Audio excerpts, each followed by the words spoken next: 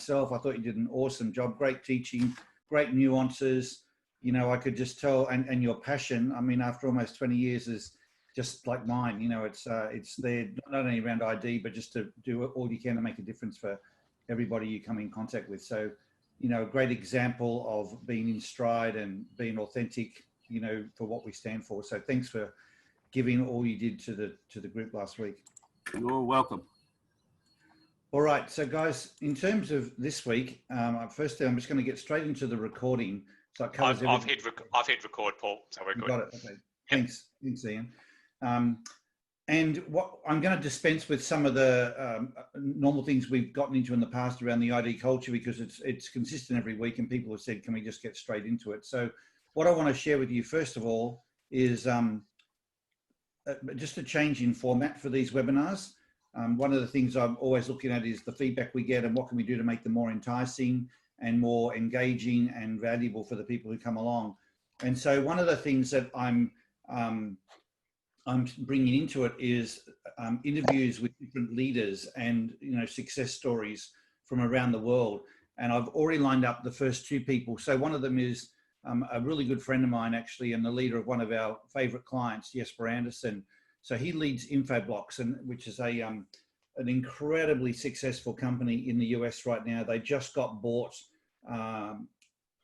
last week. You can read the announcement. It's been a phenomenal journey over the last few years since Jesper took the helm. They're big fans of ID. It's a part of, you know, everyone who joins the company does their ID, and it's a platform that just permeates the entire culture. So he's agreed to come along and talk to us about his leadership, the journey of his leadership, how they views the ID, what are some of the, you know, nuances and benefits that he sees from his position. And I'll do that as a Q&A, but we're going to record it, and then I'm going to turn it into a podcast after that, sort of unpack it and put it into a podcast. So that should be a really valuable experience. So I'd highly recommend making sure you could come along to the October 7 and 8 session. And if you know anyone that you think could benefit from hearing someone like Jesper, I think he's one of the most authentic and best leaders in that space right now, in the technology space. And he's getting a lot of visibility from all of his, you know, technology colleagues. This buyout has put them on the map. So that should be a great session.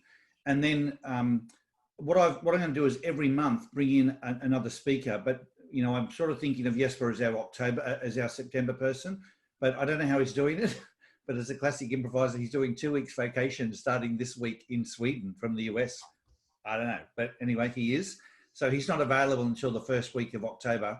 So I thought, well, late October, I'll get another person. And I've asked Craig Alexander, who is also a good friend of mine, and I've done a lot of coaching with Craig. He's a 5 times world Ironman champion, and he is just fantastic at how he explains the use of ID in, you know, the nuances of the 1% that he's got to attend to be the best in the world. And at 47 years of age, he is still competing on the world stage. I mean, he's just an incredible story. So he's agreed to come along and be interviewed and, you know, just share what he can for the benefit of all of us. So although you may not be aspiring to be an Ironman champion, when you look at leadership and what it takes to be your best, and these webinars are all about being your best self, the best version of yourself, I think getting that insight from different perspectives will be really valuable. So every few weeks I've got someone lined up, and then I've got the next 2 people I'm waiting to get back to me to confirm they're willing to do it. They've just got to check the dates, and I didn't have their confirmation by today. But in November and then December, we've got someone, and I've got a person that I'm tapping on to kick things off for us at the end of January as well. So what I thought would be a good mix based on the feedback we're getting is we do some weeks where it's just us being able to have the discussion and the training back and forth around understanding our own IDs and sharing various issues, case studies that we can all learn from. And then once a month, sprinkle in the insight from, you know, someone who's a walking, talking example of putting all this into action. So that'll be the going forward. Excuse me, Paul, it's Gail here. Can you tell me the IDs of those 2 people, please? Well, yes, I can. I mean, it's public. So Jesper is 3737. Thank you. Craig is 7643. Thank you very much.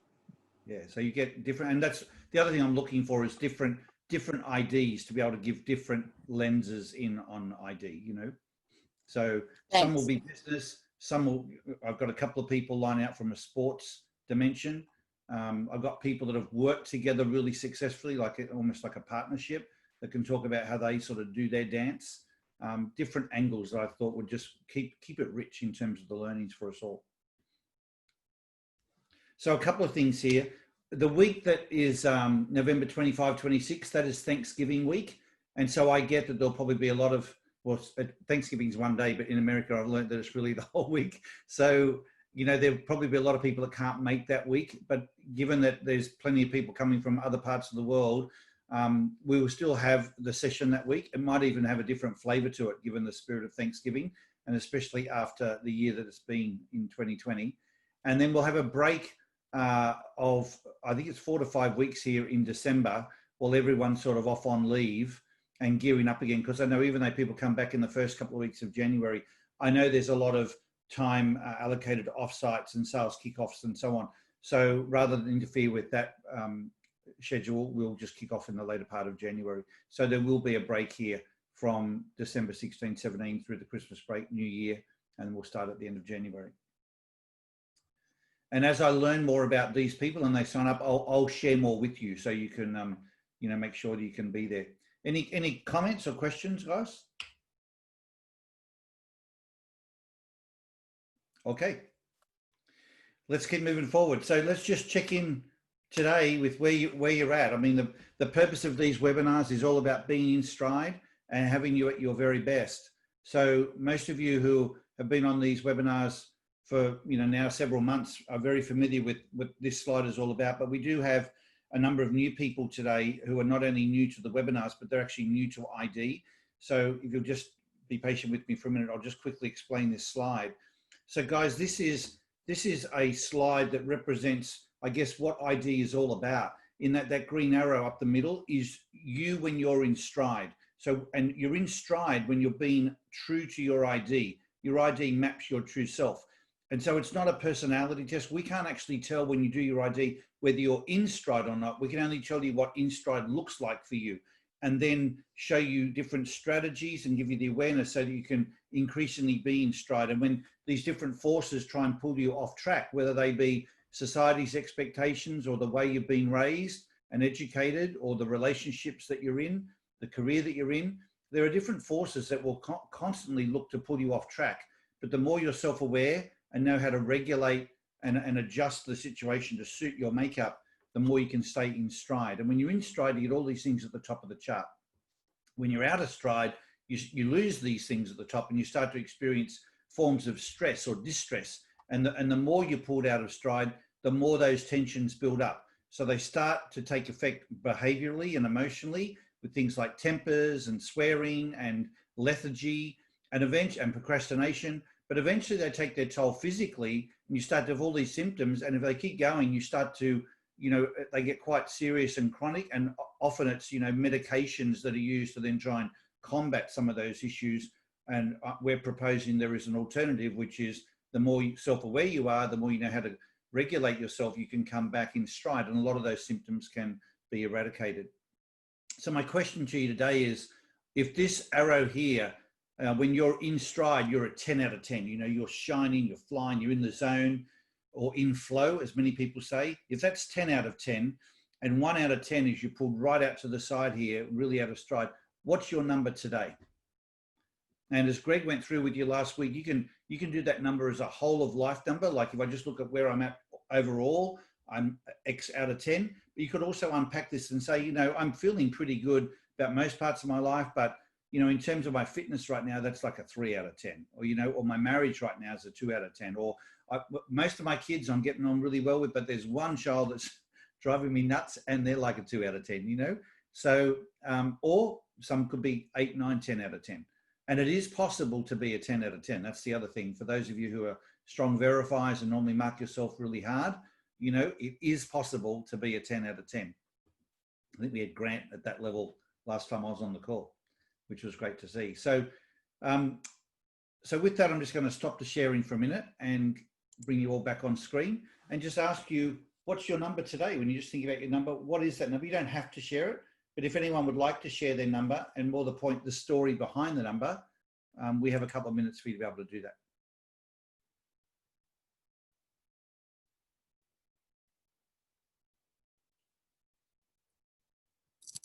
Quiet group. I'm happy to volunteer again, Paul, if you're not going to get anyone to speak. I'd love to know whether you're still a 10 or whether something shifted, Grant. Well, I'm a 9 today.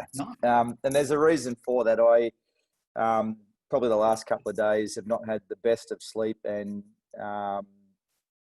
probably pushed myself in terms of work and all the rest of it. And so I am hard on myself as a verifier in terms of what I score myself. And for me, one of the things I've really been focusing on, particularly throughout the COVID times, is just this notion of resilience and the ability to maintain resilience. And it's a combination of physically and mentally looking after myself, but it's being able to tap into the weekly catch-ups with ID. I'm really blessed to have Richard and Greg working with me at work with the team that I work in at work. And so there's like a multi-layered sort of onion skin approach, steal the terminology, but an onion skin approach to building resilience. And I find that and so for me, it's about having the discipline in my life to manage that resilience and sustain that resilience. So that's my 9.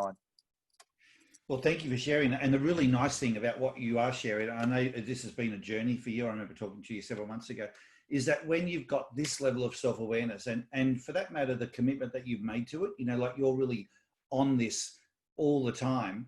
And I remember my Hapkido instructor, I've shared this story with some of you before. I remember a time he was giving me a lesson, and by the way, I don't do Hapkido anymore, but back when I was doing it, he was, putting me through the ropes basically. And I said, it's all right for you, Scott. You don't have to think about it. It's second nature to you. And he said, that's where you're wrong. On the contrary, Paul, I never stopped thinking about it. And I thought that is so true. For people who are really good at anything, whatever their passion or their excellence is, they never stop thinking about it. You'll hear it from Craig Alexander when he talks to us there in a few weeks. I mean, he just lives and breathes, training basically, all elements of putting himself through the, grueling physical exercise. So if someone was a musician and they were an outstanding musician, they never stopped doing that. And what I've found is the best leaders and the people that do live at a 10 out of 10, they're all, no matter what discipline they're in, sport, business, whatever, they're always thinking about how they can be their best. And whether they use ID for that or they use some other mechanism, they're always consciously attending to that each and every day. And I'm watching you sort of vacillate between maybe an 8 and a 10. And that's where the best people get. When I say the best people, everyone's great people, but the people that do it best, they don't have big, sort of swings from 10 to 2. It's more they might vary from 10 to 8, the more self-aware they are. Has anyone else noticed that the more you become aware of your ID, you feel like you're not sort of swinging as much, and you might still have a bit of variation, but it's not changing too much? I can see you nodding, Brenda. It's funny because in benefits, you have to get people's trust really, really quick. And so when people show up, you're quickly scanning, okay, how do I need to talk to them? So then that way you have a quick in and then you're talking the same language. Once you have that connection, you're good. It doesn't matter if you told them, I'm sorry, I can't do anything. They'll hear you, but they won't be mad at you because you've given them the information the way they need to hear it. So It's funny, not only for them, but for me, because my response is, I'm done. So true. So true. Shaking my head going, what the heck was that? I was coaching a lady yesterday and I just wrote down what she said. She said, I don't even like who I am right now. I don't like who I am right now. I'm not balanced. I'm exhausted. I'm reactive. I'm not fun. I'm crying all the time. I'm not fulfilled, And so when you look at people right out of stride, it is not just about you. It's how you show up to other people. And as she said, I'm not fun. I'm exhausted. I'm not balanced. I'm not fulfilled. And I'm just reacting to people and who I am when I react. And she doesn't mean just reacting being like spontaneous. She means reacting with temper and anger and so on. She said, I don't even like who I am and how I'm showing up to these people. So it's not just about you. It's about the effect you have on the people around you. and what happens to them. You know, that throws them off their game, and so the domino effect goes on. Anybody else? Paul, I find that for me, it's like windsurfing, where you're first getting up, your sail's way out, and then it's way in, and it's way out, and you're barely balancing. But when you're moving and you're in the zone, it's just small movements in and out of the sail, just a little bit of wind in, and you're back in line. So you can't get out too far. But if you do, you're in the water. But, you know, like the movements are subtler, but the changes can be really great. Yeah, that's good. That's good. I noticed listening to you last week, Greg, good metaphors and good examples that make it really clear for people. I thought that idea about the mother bird coming back, you know, with the worms and so on. It's a great way of thinking about feeding the drives. All right, anybody else? Has anyone got maybe a low score and they'd like to, you know, get some help with that, like where they feel like they've been pulled off track and they'd like to maybe just get some insight as to what could they do to get that number back up and quickly?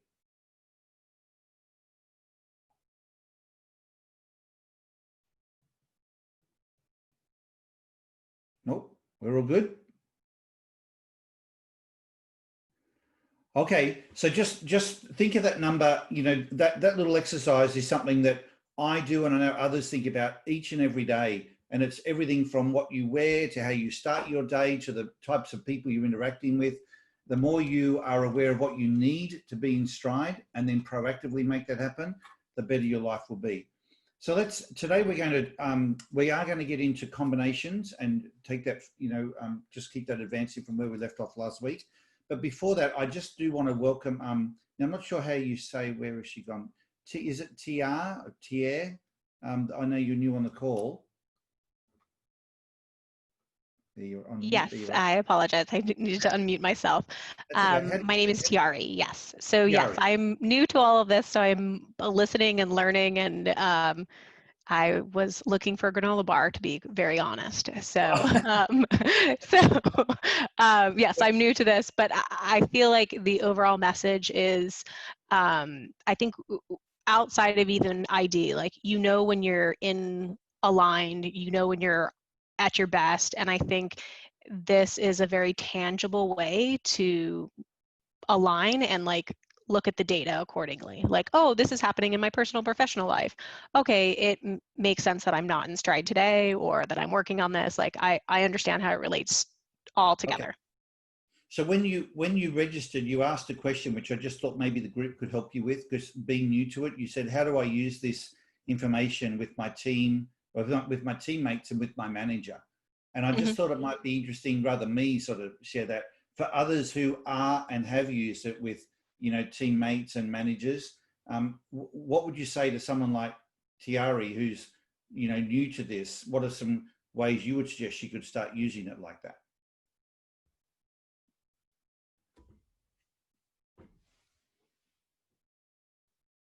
I should just check it. Is that still a relevant question for you, Tiari? I think so.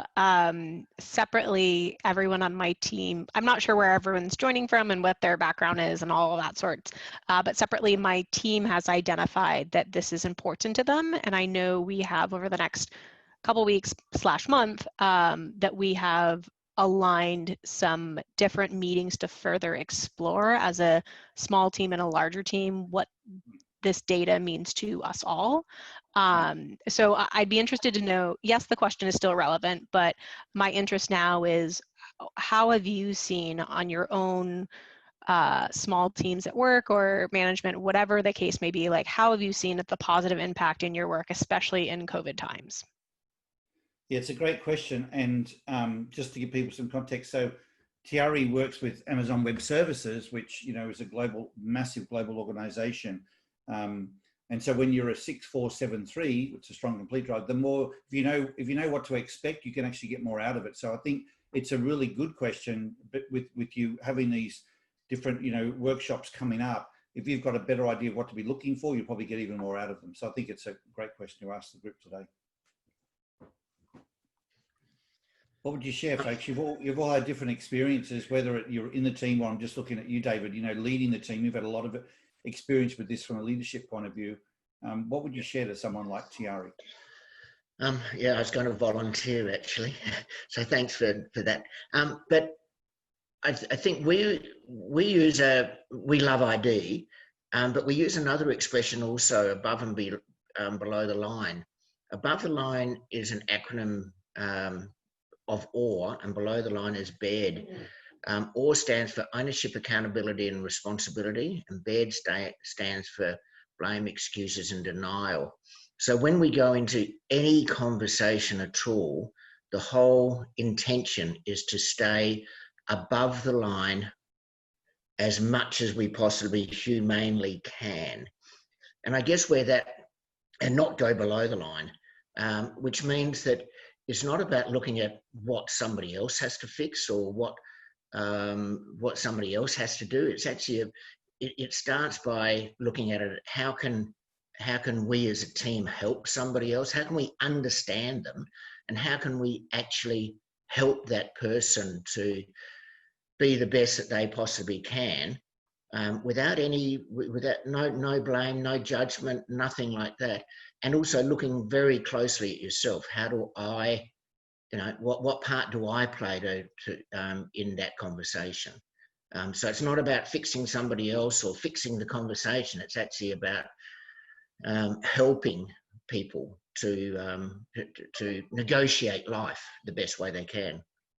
Does that help at all? Or? Yes, it does. And so how you've sort of described it to me is I think of it as your standards of like guardrails. Like here's the two guards that like of the path we're going along. And so to keep within those, and you make sure that your team is still on the same path, but if someone wiggles a little bit, you're going to help them more. And then this data helps facilitate those conversations because what the different IDs are and how you can best help. Exactly. Okay, ID is incredibly valuable and important in trying to understand yourself, but also understand where the other person might be situated. Thanks, David. That's good. Anyone else have a different, experience to add?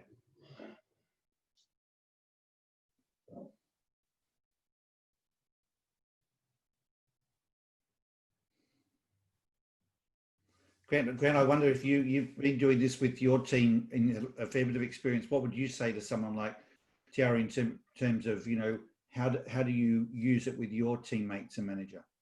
Yeah, look, I just read Greg's comment, and I think he sums it up perfectly. For those that haven't read the chat side of things, so it speeds up how they understand and accommodate each other. I saw this really play out strongly in my current team, so in my most recent team.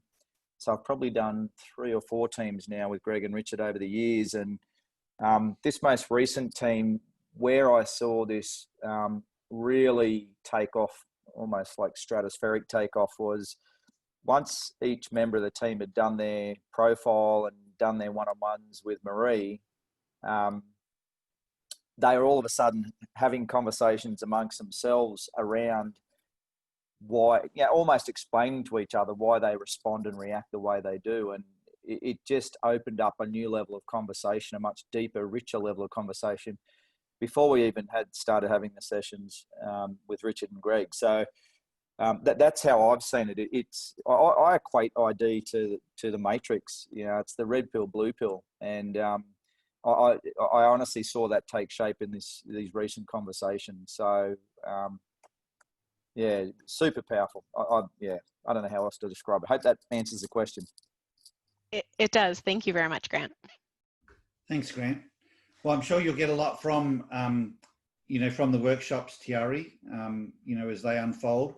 But if you sort of supplement them with coming along here and just hearing the different experience that people have had, I can tell you that even as the person that created the ID, I have learned so much this year from the people that are on these calls, like the nuances.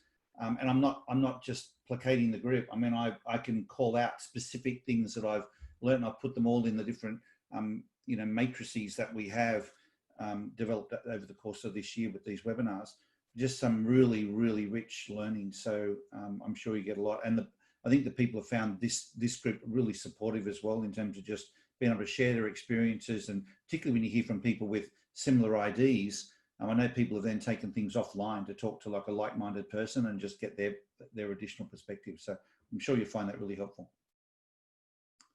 All right, guys, let's move into the combination. So one of the things I wanted to cover off with you for the combos, and I hope this will work. I'm just going to try this and see if this, where this goes, but is understanding how the different drives go together. So a lot of people have said things like, well, I get if you're like, what's the difference if you're a verifier and then a completer? How does that work compared to a verifier, a void completer? And I thought we've got different combinations on these calls. So let's hear how how those differences actually play out. And we'll get to do this with all the different combinations.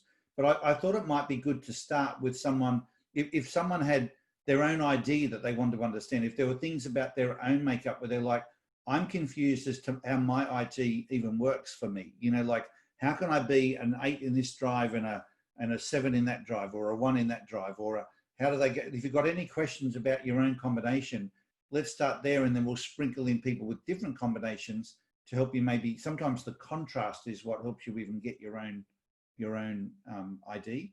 So I'll start first. Is there anyone who would like to better understand the combination of their own ID?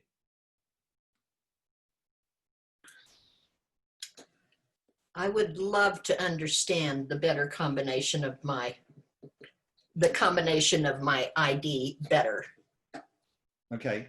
So yours is quite unique, Judy, because it's what we call a 70 in complete. You've got all the, none of the other drives other than complete are really that strong. And so really that complete drive is everything. So I will come back to yours. I might start with someone where there's a more obvious sort of difference. Yeah, and then we'll come thank back you. to it, if that's okay. You're welcome. Thank you. Paul, I know this is a little different. This is Gail, but 4229. The interesting thing for me is, I think because the 4 and the 2, it just is, and that's it, and there you go. So it's the other way around. I don't need to understand. It's just all there. And that's kind of a bit of a different way of seeing it, I think. You don't need to understand your ID. You just accept it for what it is. Is that what you're saying? It is. Yeah, it is. It is. It is. It is. It's me, who I am. It may be, as we know, there's only 14229 that we've ever seen online, but it's me, and that's it. So as to what happens, it just is. And it's like that for me every day. I have no idea what's going to happen, but I contrast that just very quickly. Jeff, my husband, who's a 7762, had to have minor plastic surgery yesterday. He never asks what they're going to do. He had a cancer on his nose, just by the way. And he never asks them what they're going to do, because for him, what the doctor says is it. And I said, oh, are you worried? Oh, no, I'm fine. And then when he got there and they took his blood pressure, it was right over the top. And he realized that he was worried, and he sat there and he applied his own skills, and his blood pressure went down again to where it should be. So, but without that blood pressure knowledge in his own head, he wasn't stressed. Interesting. Well, and I think the earlier comment you made, Gail, about your own ID of not even wanting to necessarily understand all the nuances. It is what it is. And I've found that with people like with your style of ID, you've just got a soundbite of time to give them a quick snippet, like a quick bottom line of what their ID is all about. And they're often running with that, going through understanding all the nuances of different drives. They can do that in subsequent sound bites, but having almost the patience to sit there and go through it all to understand nuances, it's not really the ID that wants to understand nuances, just wants to understand the bottom line and the big picture and move on. Would you say that's a fair comment? Unmuted again. Absolutely. Yeah. Okay. Yep. Okay. Thank you. And I'm looking for, other than myself, someone who might, for example, be a combination of something different. So whereas Gail is up on improvise and down on complete, or really all the other 3 drives, but especially authenticate and complete, do we have someone who's up on Hi there. Tanya? Yeah, hi.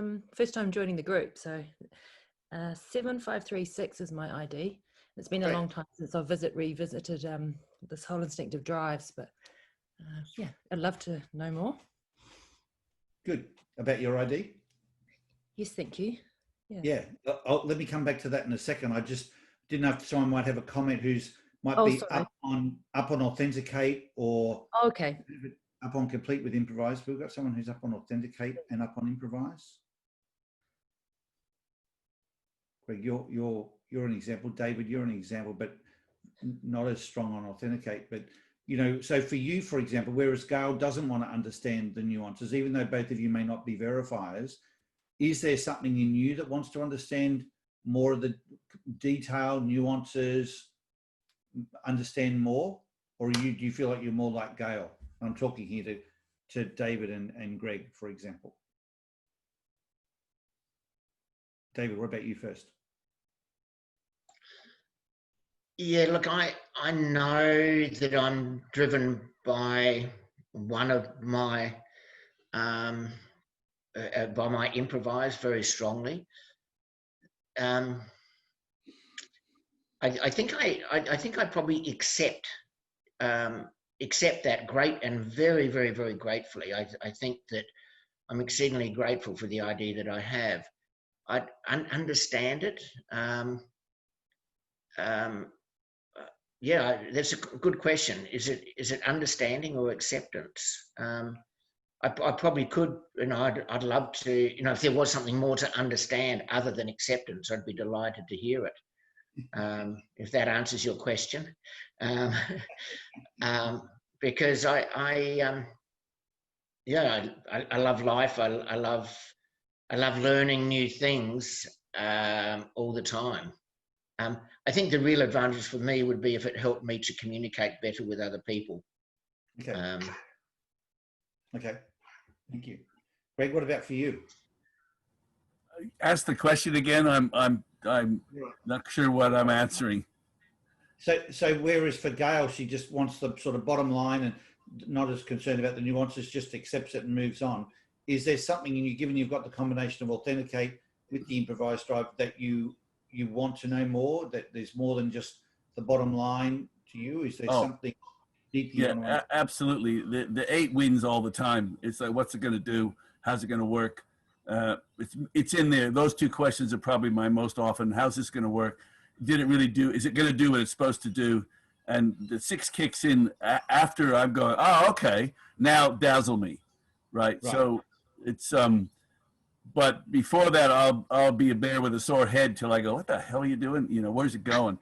You know, and so with Gail's 2 2s and a 9, I'll never get her. I just love her, but I'll never get what's driving all that. You know, it's just I go with the 9 first, and I go, oh yeah, but then she's going down with the philosophy in the 2. Yeah, but then he's moving on. It's like you're like, to me, like an electron. You're somewhere in the orbit, and you do a lot of good, but I don't know where you are. You know, so I think that's how you love life. You just enjoy being in the orbit. It seems to me. I've gone too far. You know, I think that's the thing I love about ID is we can't ever become someone else. But if you learn to not only understand the differences, but then find a way to be able to work with them. I mean, the power that comes from like differences that you don't even understand. You know what I mean? Like you just accept someone so different that they'll bring value to the table, and then being in awe of that is pretty cool. So Tanya, let me come back to you with, you said your ID was 7536. So I'll try and explain this both for you, but also for others. So if we just look at your strongest drives, and we always start by looking at strongest drives, it's the 7 in verify and the 3 in complete. And and we've got people who are the same as you in verify, but they're up in complete, not down in complete. So let's just talk about that difference. So for example, and so we've got people like Ian, I know, he's an 8 in verify and a 6 in complete. We've got Vicky, who's a 7 in verify and a 6 in complete. You got Amanda, who's an 8 in verify, a 7 in complete. So, and there's not only you who's verify void complete, but there's other people on the call like Wendy, who's a 7 and a 2. I know there are others, you know, Peter, I can see you're a 7 and a 4. So what's the difference between people who are verify and complete versus verify and avoid complete? So when you think about verified drive, that's the drive that wants to be on top and in control. So a good example of what happens there is that's the drive that will make a list, for example, because you want to see what you've got on, you want to get yourself organized. So the list making drive is the verified drive, but the list checking off drive is the complete drive. And yet, because of the way we're raised, if we go back to the peak performance indicator, one of the sort of cultural and society norms that's imposed on us is that if you make a list is made to check off. I mean, if you put a shopping list together and you go up to the local grocery store to do the shopping, the whole purpose of going there is to cross the frigging list off, you know? And so there is a guilt that all the avoid completers live with until they become more self-aware of, why don't I ever do what's on the list? I make a list. Surely if I've made it, I'd then complete it. But the list making for an avoid complete person is just so you can get organized and see where you need to start. Whereas for a completer, they make the list to see what they've got on and get organized, and to give them the plan to follow through and complete. Right. So Oh, can I jump in? I just thought I'd go, there's a great example there for you and I. Obviously, 8363 versus 8147. Yeah, that's enough now. That's enough. We can move on now. Don't want to give any trade secrets. I thought the team would love this one. So Paul and I have a check-in every Monday morning, and it's scheduled for 9 a.m. Now, I don't know how many times in the last 3-4 weeks it's actually been 9 a.m. because it could be 10, it could be 11, it could be 12, and I'm sort of ready for that. But we also, Paul has a list. And Paul's going, what's on your list? And we just check in to see what we're working on. And I have a list of all the stuff, and I'm going through, yep. And then Paul has, I've got this. And we do a cross check. But I can guarantee by the end of the week, if I come back and say to Paul, so where'd you get on that list? He's probably done all these other things. He may have done one or two off that list, certainly not sequentially in terms of my priorities, of what I thought were the priorities. They're definitely not there, but he's probably done a half a dozen of other things that I didn't even know about that just come up or became priorities that he's jumped on during the week. Whereas I've gone, but hang on, what about all? But anyway, having known ID and known Paul for a long while, I'm good with that. We go back to the list next Monday and we'll go. So I've still got these on my list, Paul. And he's like, yeah, great, top priority. And it'll probably be there the next week. Sorry, talking out of school, but I thought everyone might enjoy that one. No, it's a good opportunity to say your farewells to the team today, Ian. It's really nice that we have you on the call to wave your goodbye. Could I add in there? I remember once going to a session, and Ian, a long time ago, Ian and I were in the same group. And I said to Ian, how do you manage, what's your mindset when you're doing stuff with Paul? Because clearly it doesn't worry me if you disappear in 7 other directions. And Ian said, the way I approach it is, the plan is there is no plan. And that may be helpful for some of the other completer verifiers when dealing with others, not only you, Paul, but me and all the people who just get this far and then that becomes there and then you're there and then you're upside down and it's lovely. But, I can appreciate for some people, they just think, oh my God, what's going on here? So the plan is there is no plan, I think is a sensational description of what people have to do. I think the big thing, Scale, the big difference between the verify and the complete drive is one works with priorities and the other works with the plan, that because it is the plan. So for me, for example, and for all of you who are verifiers, when you make your list, it's really to firstly get yourself organized and get in control of everything and see what's going on, and to then determine the priority. So for you, Tanya, when you make your list, it's to be able to say, okay, what are the top 2 or 3 things I need to do? That's really the purpose behind the list. The rest of the list, no matter how much is on it, is just there so you don't sort of lose track of what they might be, but it's not really that you're going to follow through and get them done. So even when you go to the store with a list of 20 things, you might have in your mind that really the most important thing is the dinner that I've got organized tonight. So I do need these 6 things. I'll make sure I get them. But if they don't have the others, well, that's okay. I can get them later. So the crossing off of the list is not the source of fulfillment or stress for an avoid completer. But to a completer, not having that list crossed off not only is not their way, it's the source of stress. It never leaves their mind until everything is buttoned up and done. Paul, just on that, for me personally, I'm a very strong list maker. The reason why I make lists is predominantly to get them out of my head. I have to free up space in my head to be able to think of other things.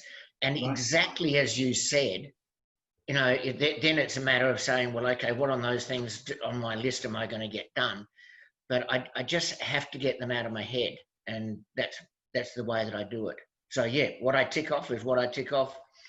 Unless it's urgent or important, then it can be on my list for quite a long time. Okay.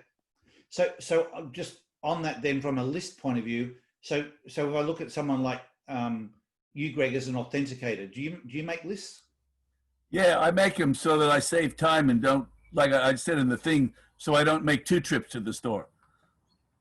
You know, so it's a function of not wasting time, the list, and the function of getting it right. Like I made a list when I set my bike up for the Cape York trip because I didn't want to be broke down 400 Ks from some help, right?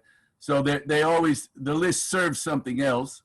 And I'm making a dinner thing, and so it's a tool. It's a pencil. Right.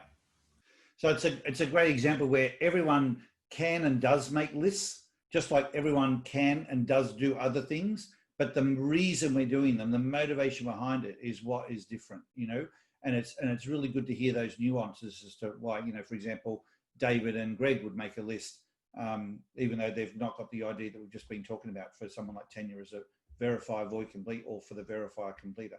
So keep in mind, for those of us who are avoid complete, when you do have a list, or if you're working with other people, so this goes back to Tiari's question earlier, when you're working with people, for example, and you might be a list maker, like in your case, Tiari, you're a 6473, so your strongest drive is a complete drive. So I can see you as someone who has a list. And when people say to you, or if they're a part of the list, like, you know, I'll get that done for you, or I'll get back to you in 20 minutes about that particular issue, that's now on Tiari's list as an expectation for something that's going to happen. It's part of the plan. And I've had completers who have said to me, you know, you said that you're going to get back to me in 20 minutes or after that meeting, and I'm sort of still here waiting for that to happen. And it doesn't leave my mind until you follow through with that. And so, whereas you think you've got it all under control and you get it done soon, the completer who's your partner in that process is actually distracted and not able to be on their game until you do your end of the bargain. And that was a real light bulb experience for me. I didn't realize the person was, for those of you who know Michelle, she had said to me, you know, you said you're going to get that done this morning. And so I feel a responsibility to make sure it gets done, even though it's your thing to do, because I'm a partner in it. I feel responsible for it to happen.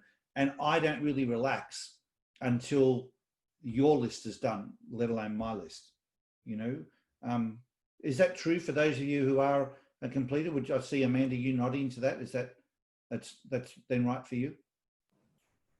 Yeah, and it's a bit frustrating, I guess, then when we are delegating, because I guess before ID, it was difficult for me to understand why people wouldn't just get things done. I'm like, you said you're gonna do this. You said you're gonna get back to me by Friday.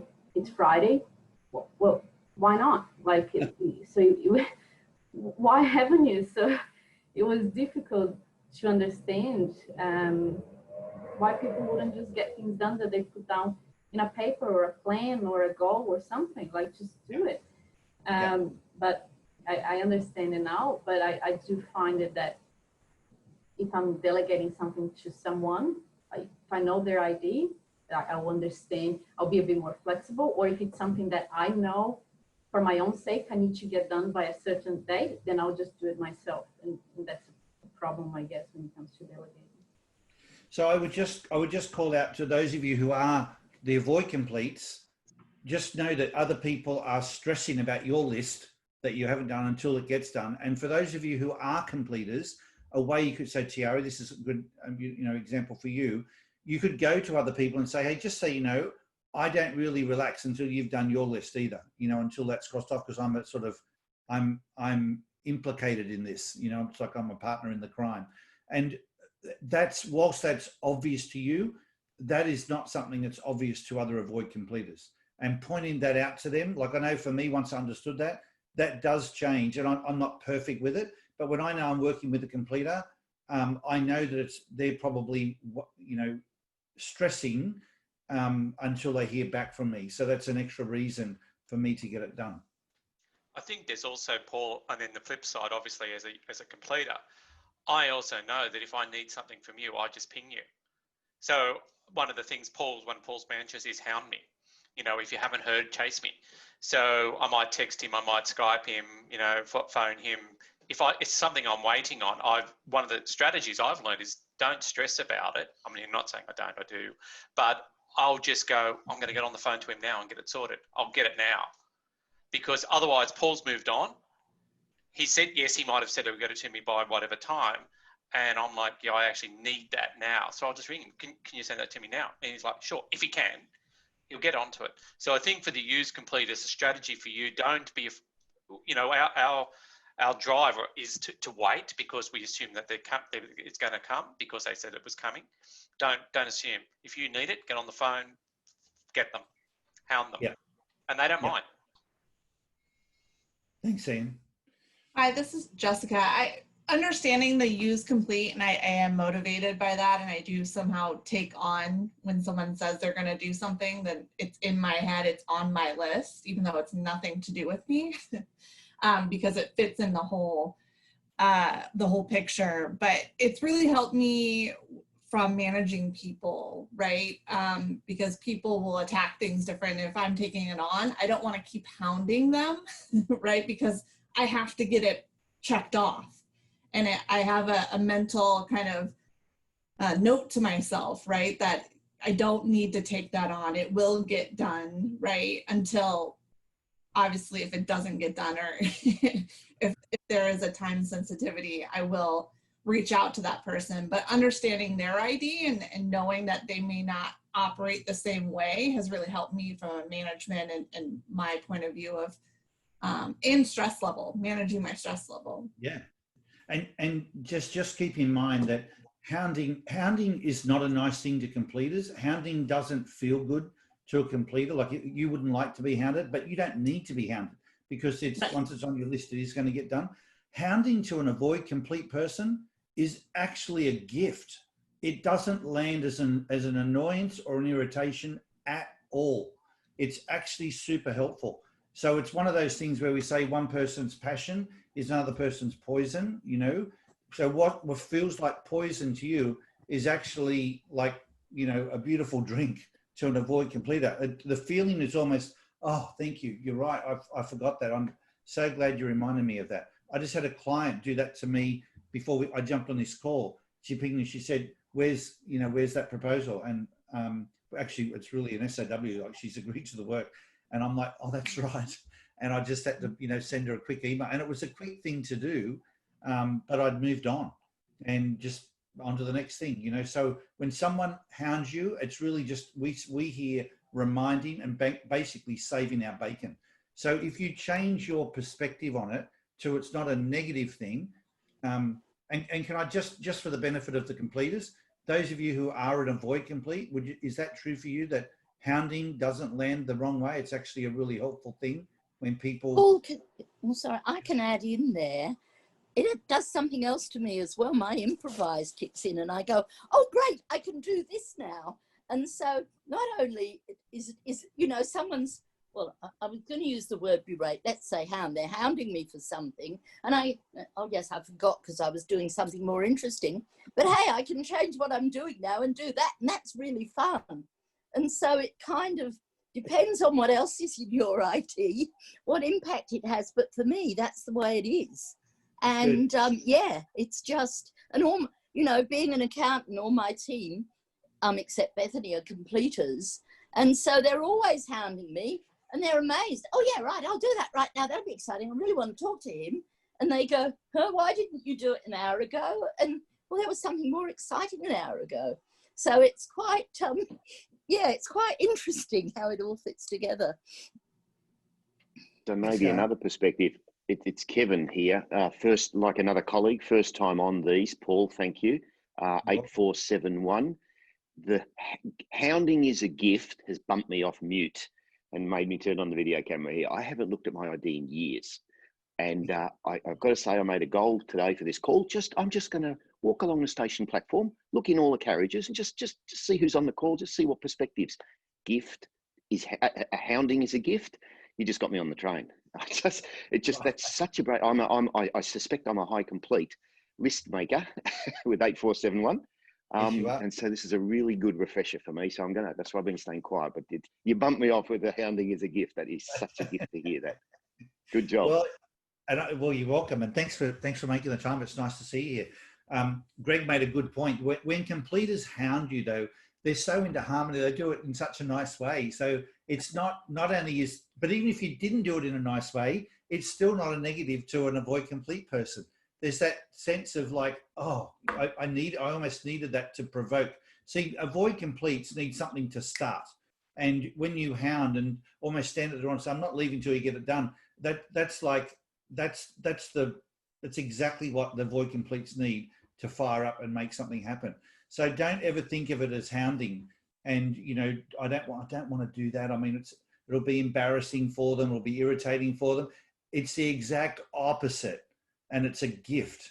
So please make sure you do it. We're almost relying on you to do it in a funny sort of way. All right. Judy, I said I'd come back to you with understanding your ID. One of the really nice things about what drives you, when we go to the strongest drive, it's in your case, it's that complete that's far away. But one of the things that you taught me, and I think many people, was your fours in both verify and improvise.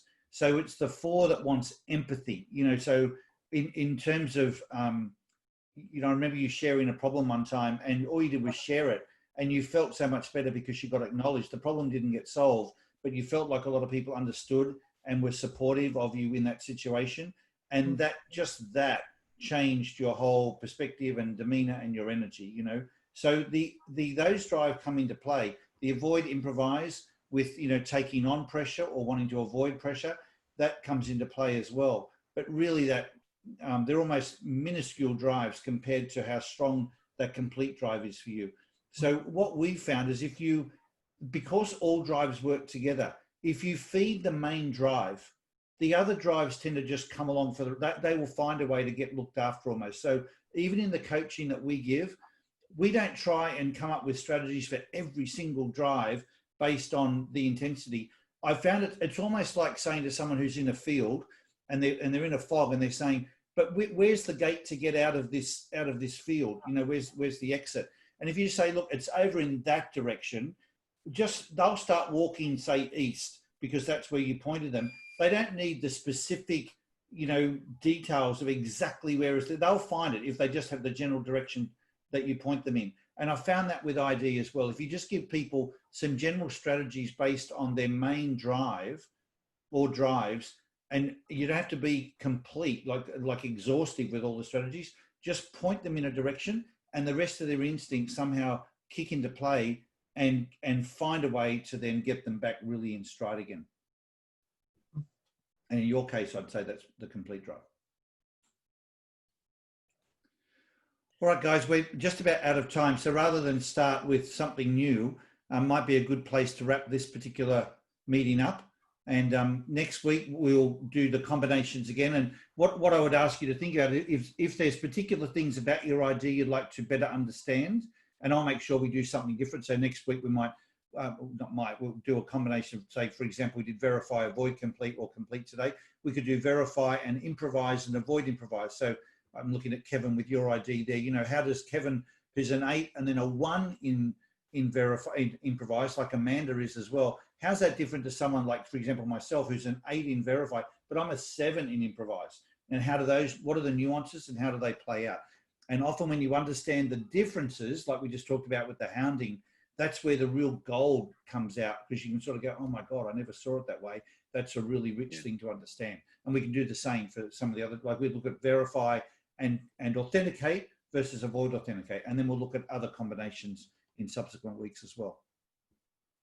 And then make sure you keep in mind when we've got Jesper joining us there in 3 weeks' time, that will be a really exciting call. So I'll send you out some material on him and a few things that we're going to talk about on the call ahead of time, just to both whet your appetite, but also help you, for those of you who'd like to think through any questions that you might like to ask, could be relevant to your own leadership journey as well. All right, guys, have a great rest of day and rest of week. Thanks for being on the call and look forward to seeing you next week. All the best. Yes. Good work. Thank you.